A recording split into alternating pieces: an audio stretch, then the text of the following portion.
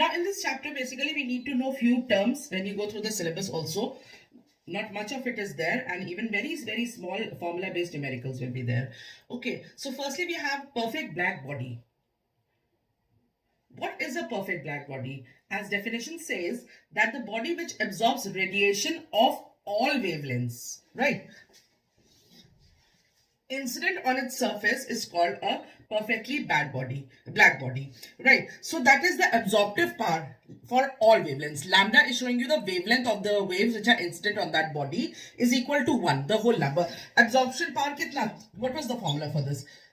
Amount of energy absorbed to the amount of energy transmitted or given to the body. So when they are equal, whatever amount of energy is given, it is absorbing it. Whatever amount of heat is given, it is absorbing it. The final value becomes 1 when these two are equal. Hence, the absorptive power for all the wavelength is 1, or A is equal to 1. Here you need to know that the reflective power and the transmission power will be 0. Neither do they reflect nor do they transmit. This again is a case of ideal. Perfect does not exist, but when we define it according to physics, it means that all the wavelengths are being absorbed by the body. This kind of body is known as your perfect black body.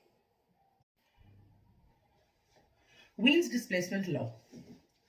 The law states that the wavelength of the radiation which is emitted with maximum intensity varies inversely as the absolute temperature of the body.